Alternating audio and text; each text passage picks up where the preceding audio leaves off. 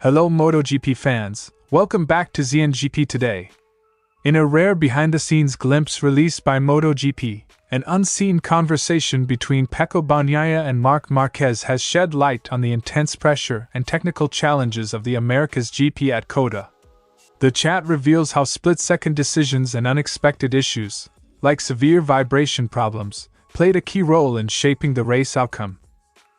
In his new documentary series, Under the Helmet, Ducati star Pecco Bagnaia opens up about the pressures and personal challenges of the new MotoGP season. With the 2025 campaign already in full swing, the 23-year-old world champion reveals that winning is never enough. Every finish short of first is seen as a defeat.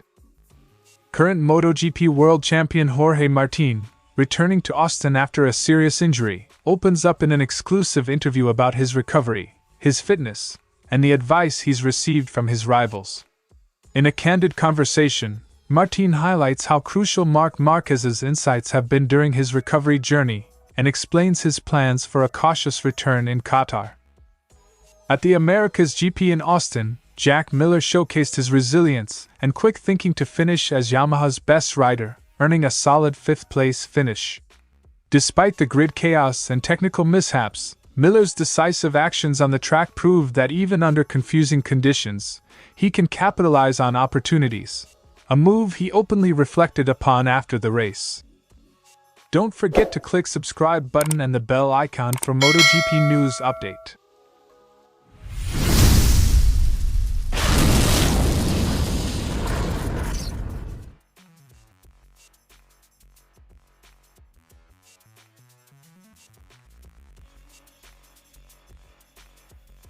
The dramatic start at COTA saw Marquez trigger a mass exodus from the grid by swapping to his slick-equipped bike at the last minute. In his candid chat, Bagnaia recalled the moment vividly. "It was all dry. I had the dry bike, but with wet tires. One lap lasts a lifetime like that. I thought, I've got to go. Then I saw you running off, and I thought, he's usually smart, he knows what he's doing. I'll go too. Quote from Bagnaia. Despite following Marquez's lead, Bagnaia faced significant technical issues during the race. He revealed that while he managed to secure his win, his bike suffered from intense rear vibration, especially at Turn 6, Turn 17, and Turn 18. Marquez, on the other hand, did not experience these problems. "But today, you were faster, a bit faster than your brother. The problem was the rear vibration. I didn't have any. No, but after it started there was a lot of vibration at Turn 6, Turn 17, Turn 18. Bagnaia's breakthrough victory at COTA, his first of the 2025 season, comes at a crucial time. Although he has been largely outpaced by his teammate Marquez this year, the win has re-energized his campaign. Currently, Bagnaia is only 12 points behind the championship leader, having entered the third round 31 points adrift. Meanwhile, Gresini's Alex Marquez now leads the standings by a point over Marc, adding even more intrigue to the title fight. The exchange between the two riders not only reveals the technical challenges they face but also underscores the mental fortitude required at the highest level of racing. Bagnaia's willingness to push through adversity, even with issues like vibration affecting his performance, signals that he is determined to capitalize on every opportunity. Every lap and every corner counts in this championship battle. Even though I faced technical setbacks today, I knew I had to push through. It's these moments that define our future success," concluded.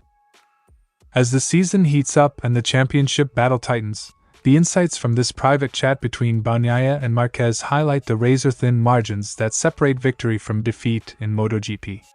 With fresh momentum from his win at COTA, Bagnaia now looks ahead to Qatar, where resolving these technical issues could prove critical to his championship ambitions. Bagnaia takes a raw and vulnerable look back at last season, where despite winning more races than anyone else, he fell short of the championship title. In a candid interview, he admits that the sting of that loss still lingers. "Ultimately, last season, it's still there. I think it'll take me years to process it. Despite winning many more races, I couldn't take the title.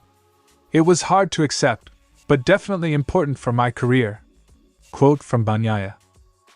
The documentary series offers fans a behind-the-scenes look at Bagnaia's life both on and off the track. In the opening episode, which focuses on the season's start in Thailand, Bagnaia discusses not only his victories but also the frustrations caused by controversial decisions, like the cancellation of a crucial qualifying lap due to yellow flags. I made the time to be in, but it was cancelled due to a replay error. There were yellow flags from turn 8 to the last corner, and for no reason. Throughout the series, Bagnaia reflects on the constant pressure of MotoGP and the need to mature quickly, a lesson learned since his debut in Moto3 at just 16. He emphasizes that no matter how many victories he racks up, there's always room for improvement. When you arrive in Moto3 at 16, you're forced to mature faster. You spend your days with experienced people who want results quickly. Bagnaia lays bare his mindset regarding victory. For him, even a podium finish is not enough. Every race is a reminder that second or third place is unacceptable. This relentless ambition drives him to keep pushing his limits, regardless of his past successes. You don't get used to winning. You see second or third place as a defeat. There's never a moment in your career when you feel truly satisfied or fulfilled. Despite the pressures and past disappointments, Bagnaia remains resolute about his future in MotoGP. He reaffirms his commitment to racing, stating that his passion for bikes and competition is unchanging, even at just 23 years old. I'm here for the bikes. Nothing changes. God, I'm 23, nothing changes. Under the Helmet not only highlights Bagnaia's competitive spirit, but also his ongoing journey of self-discovery and resilience. As the 2025 season unfolds, the world will watch closely to see if his unwavering drive and constant quest for perfection will finally lead him to championship glory.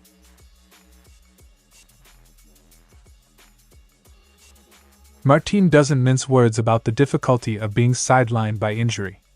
Describing his situation as a nightmare, he reflects on the harsh reality of not being on track, an experience that, despite his championship pedigree, has taken its toll on him both mentally and physically. It's clear that what's happening to me is a nightmare, but having already been world champion makes me see it in a different light. It's a rough patch, you have to get over it, but it could always have been worse. I went to Austin because I felt encouraged. If I had thought about it a couple of weeks earlier, I wouldn't have had the strength or the desire. Quote from Martín. During his visit to Austin, Martín took the opportunity to seek advice from some of his fiercest competitors. In a moment of genuine reflection, he revealed that Marquez and Pecco Bagnaia both urged him to take his time and not rush back to racing. Marquez and others told me that I should take my time, not to rush. What Marc says on these matters is very valuable because he was injured for a long time. He said it from the heart. It shows that your opponents care enough to see you back on track, playing the important game. Looking ahead, Martín is optimistic about returning in Qatar, although he acknowledges that he won't be 100% on his comeback. With a new bike and a clear need to build up his race mileage, he plans to take the initial races more conservatively until his physical condition fully recovers. I'm confident it will be in Qatar. But it's also true that when I return, I won't be 100%. I have to put in the kilometers and clearly define my objective. I'm goal-oriented, so I'll take the first few races more calmly until I feel comfortable.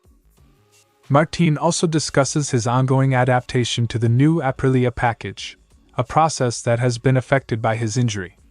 He stresses that while his recovery has altered his approach, the evolution of the Noali bike continues as planned. Close collaboration with team personnel like Massimo Rivola and Fabiano Sterlicchini has helped him stay connected to the racing process, even when he's off the track.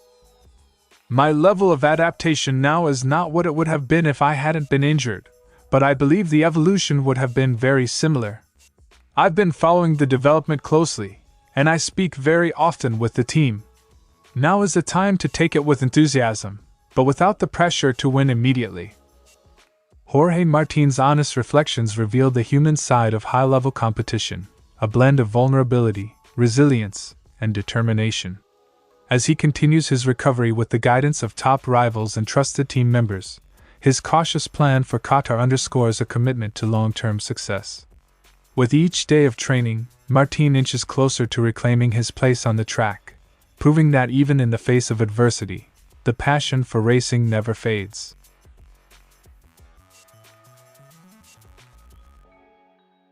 The race began amid blinding wet sections and grid confusion, with many riders scrambling over tire strategies.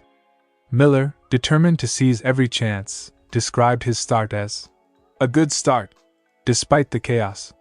He managed to control his soft tires throughout the race, particularly towards the closing stages, ultimately returning to the top 5, a result that not only boosted his championship tally but also underscored his growth at Yamaha. The bike felt good and I got off to a good start, even though it was a bit chaotic with all the blinding wet sections. Overall, I'm happy. It was a pleasure to get back into the top 5. Quote from Miller. In a dramatic moment on the grid, Miller revealed that he was among the riders who followed Marquez when he dashed back to the pits. Although this move disrupted the race for those who had opted for slick tires, Miller explained that he and the others were simply following the rules as they understood them.